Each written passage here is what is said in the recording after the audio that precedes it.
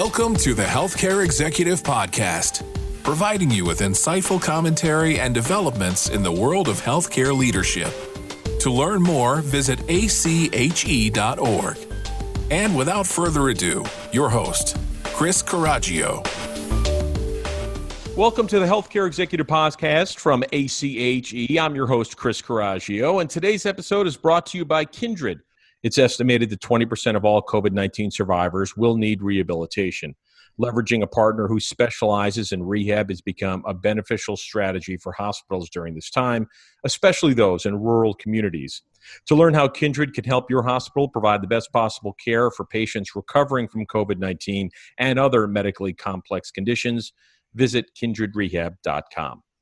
Our guest today is Jim Kendrick, President and CEO of CHC, Community Hospital Corporation. Jim brings more than 20 years of executive experience in not-for-profit and for-profit healthcare to the CHC team, who are dedicated to advancing community-owned hospitals.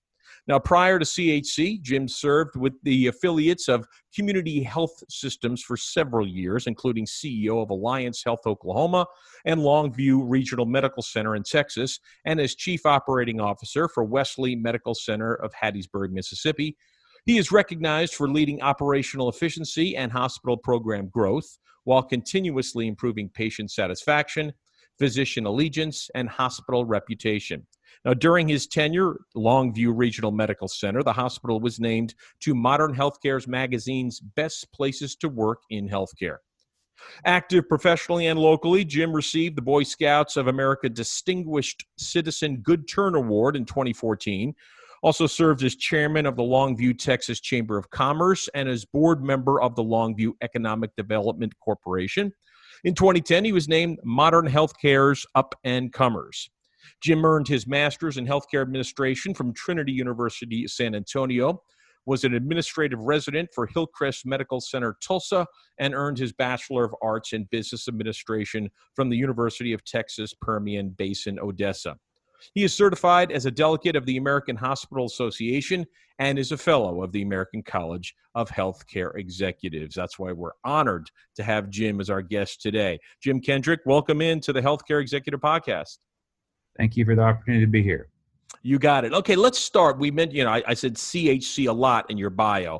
Can you just tell us a little bit, Jim, about what CHC does and I guess the mission, how you guys achieve the mission of community hospitals and healthcare providers?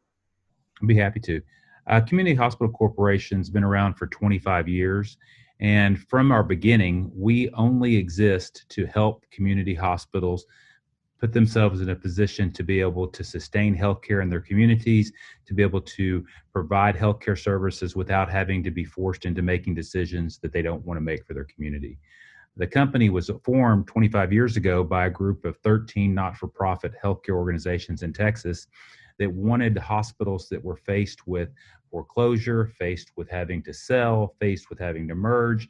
They wanted them to be able to have someone to help them through processes like that so they could end up in the best position for providing care in their community. Over our 25 years of existence, that mission still drives almost everything that we do. Our company's pretty complex. We do quite a few things, but at the end of the day, we're still all about trying to make sure we're sustaining healthcare in rural communities. That's probably one of the most beneficial things about the role is I get to be part of helping communities sustain healthcare. It's a very rewarding position, and the company really lives its mission on a daily basis. Currently, we manage or own or operate about 26 hospitals across the country, and that comes in a variety of vehicles. We have some LTACs that we own and manage. We have some LTACs that we just manage. We have hospitals that we own. We have hospitals that we manage. We do consulting. We have our own GPO product, which is really repackaging of the Health Trust product as a shared partner to bring healthcare savings in a GPO format to small rural communities that they typically can't get access to. So we have a variety of different services, but again, at the end of the day, they're about positioning small rural hospitals out in the country to be able to be positioned to sustain healthcare for their community. Such an essential thing to do. So CHC doing it day in and day out with all those hospitals like Jim mentioned. Hey, Jim, we wanted to talk about, whether we're talking about rural hospitals or urban hospitals, here in this country, obviously, everybody's facing the challenges related to COVID-19. Everybody knows that. However, let's go back. Let's kind of go prior to the pandemic, because I know there were some structural issues that were particular to community and rural hospitals before all this started. Some key strategies that you guys kind of laid out, and these all haven't gone away. Just COVID-19 has just taken, as it should, taken precedence. But what are a few of those prior issues, and how have maybe COVID and everything that's come along with it accelerated maybe troubleshooting those issues?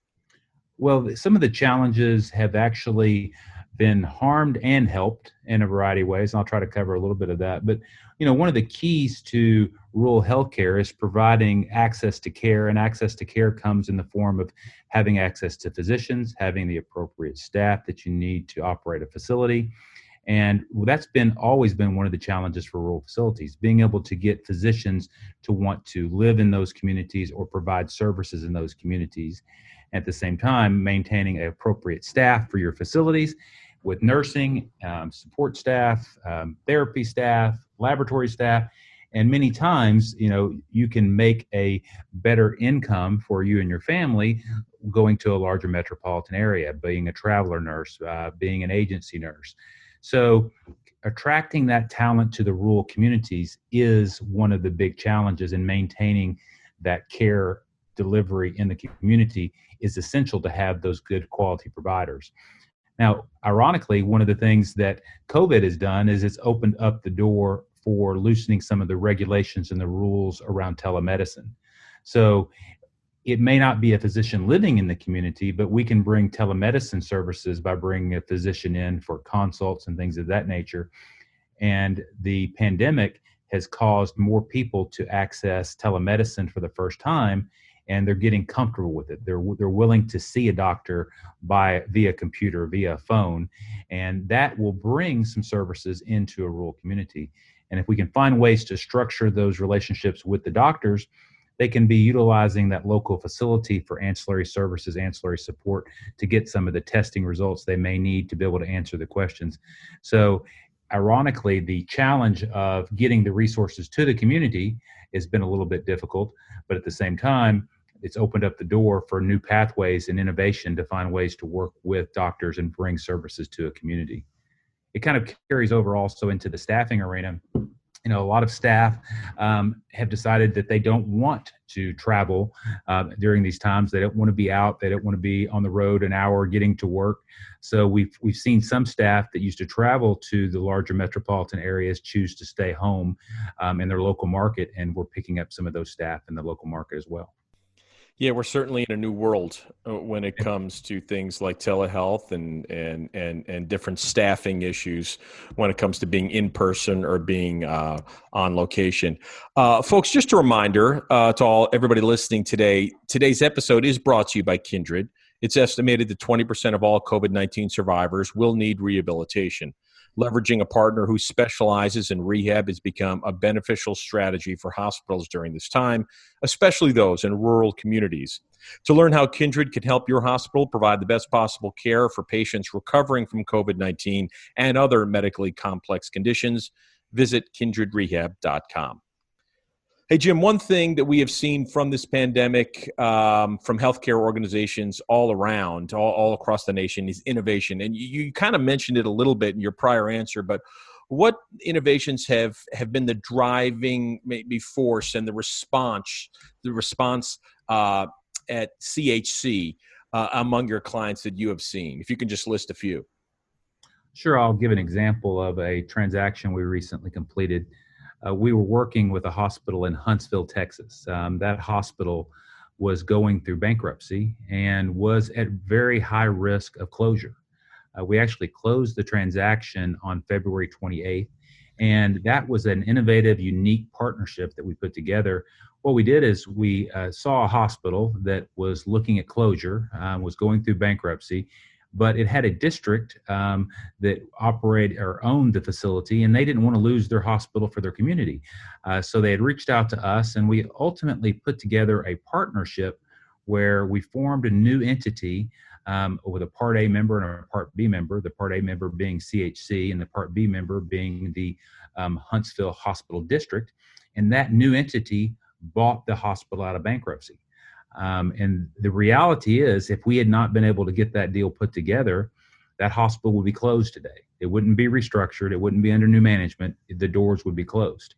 But because we were able to do that, because we were able to get that partnership put together with the district, buy it out of bankruptcy, going through the pandemic, there's actually been a unique set of circumstances that have positioned that hospital to be very sustainable and very successful long-term. As we sit here today, literally less than 6 months later, it is probably stronger as a hospital operationally than it ever has been. I'm not talking about has been in the last couple of years. I'm talking about ever has been. And again, that's a unique set of circumstances that have caused that to happen with the pandemic and all of the activity associated with that. But also those unique circumstances are the fact that there were a lot of people needing care in that community, and they're able to get that care at that hospital. And had we not been able to get that deal done, that hospital would not be there. But again, it falls in that same type of approach of we've got to find ways to be innovative. We've got to find ways to bring new services to the communities. We've got to find ways to keep as many of the dollars supporting the healthcare system in these rural communities as possible. And, we find ways to do that through advancing technology. Telemedicine is a good key example, as we were speaking to earlier, finding ways to bring services to patients so that they don't have to have greater exposure of traveling or greater expense of having to go to other communities. At the end of the day, they may end up still having to do that to some degree, but they can get a large portion of that done with far fewer visits out of town by working through new technology advancements, new reimbursement opportunities. That's another issue that's often faced rural hospitals, is the ability to get fair reimbursement. Many times organizations that are on the insurance side of the equation don't necessarily put together contracts that pay as well for a rural area as they do a large metropolitan area. So it makes it much harder for those hospitals to be sustainable with the lower margin that they're able to generate off of those managed care contracts. That's just a couple that come to mind. Yeah, I guess it's a silver lining coming out of all this is the innovation and the ability for organizations, whether it's healthcare or not, to pivot and find different ways to do different things. And so, and post pandemic, like you mentioned, I know a lot of those techniques, those newer techniques, are gonna be maybe the normal techniques. And one of those we've mentioned quite a few times. You've mentioned quite a few times here during this interview is that telemedicine, telehealth, if you will. Everybody, people know about it now across the country. Actually, in the most recent issue of Healthcare Executive Magazine, one of the feature articles is about narrowing the digital divide. As technology starts to become obviously a larger part of care delivery, how do we ensure, though, that the vulnerable populations aren't, left on the outside looking in? So that's a question. And I know you mentioned it earlier, but if you can speak a little bit more specifically, if you can, Jim, about telehealth and telemedicine and making it available to everybody, no matter their income or zip code. Well, one of the things that sometimes rural communities face is the ability to have the technology that they can access, i.e. bandwidth, the ability to have the technology to be able to hook up to a telemedicine and have a strong enough signal to be able to have an appropriate consult with the physician. So there are programs out there like USAC. That's another program that our company offers to help rural communities. But USAC, if you were to look at your cell phone bill, there's going to be a line item on everyone's cell phone bill that talks about USAC. That is a tax that's on the cell phone bill utilization that puts dollars out there to go out and build the telecommunication infrastructure for rural America. So we access those type of funds. We help hospitals access those type of funds so they'll have the platform to try to build on and utilize those services in those rural communities. Many times in the past, you may have the technology, you may have the platform, but you didn't have the bandwidth to be able to appropriately make it work. So those type of issues are essential to being able to make that structure work. And also just the willingness to change the mindset. Over this pandemic, there have been hundreds of thousands of people that have had telemedicine visits that have never had one before. So now they're willing to have that visit and they see that it works. They see that they're comfortable with it. but that's just that step that gets those people in the door. The reality where the big growth will be is in the specialty type care. Now, you won't ever have a specialty procedure by telemedicine, but you may have a specialty consult that gets you the answers you need to know the next steps you need to take. So those access to those resources in those rural communities are essential, and then the willingness for the community to adopt and accept the new changing delivery of care models that may be out there. And again, technology will continue to drive that and advance that in the communities we serve. Thanks, Jim. I think you answered that perfectly. Very insightful on the topic of telemedicine. Let's ask. We always kind of ask this towards the end. You're a member and a fellow of ACHE. Can you kind of just briefly tell us what that has meant to your career? ACHE is an amazing organization, and one of the things that people need to understand is the value of networking. Many times today I'm working on projects and utilizing relationships that I've built over the last 25 years. And many of those were built through relationships through ACHE, working with other peers and professionals, going to conferences, learning about new things, new innovations, hearing about things. We were talking about telemedicine 10 years ago at ACHE Congress in Chicago, but watching it evolve, learning how other people have made it work. So the networking piece, the continuing education piece is a significant value. If you're a physician, you take continuing education every year. Well, if you're in the healthcare executive role, you need that same type of continuing education because you get lost in your own world of daily activities, but take that opportunity to get that annual education in new areas that you may not have had time to work on personally, but you can learn from other people. So the networking, the continuing education, and just the strong history of an organization that wants to further positive advancements in healthcare in the United States. Definitely. I knew you'd say the word networking. I think you said it in the very, first couple of words in that answer, because that's what ACHE, almost everyone who mentions being a member or being a fellow holds that near and dear, the ability to network. And here during this pandemic, since we didn't have Congress, doing it like we're doing it right now, and like telemedicine is, a different way to pivot and shift, but to continue to find ways to accomplish things. And certainly networking is so vital. And ACHE is at the top of the list for all of that.